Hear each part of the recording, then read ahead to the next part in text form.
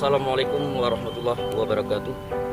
Kami dari Kompi 1 Batelon B Pelopor Satbrimopolda Aceh akan melaksanakan kegiatan bakti Brimob Aceh untuk masyarakat, yaitu penyaluran bantuan sosial di desa-desa pedalaman wilayah Aceh Utara.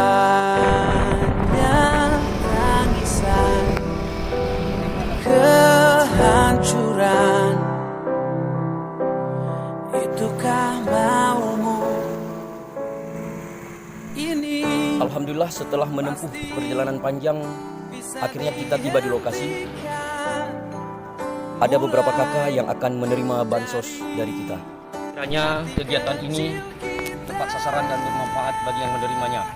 Assalamualaikum warahmatullahi wabarakatuh.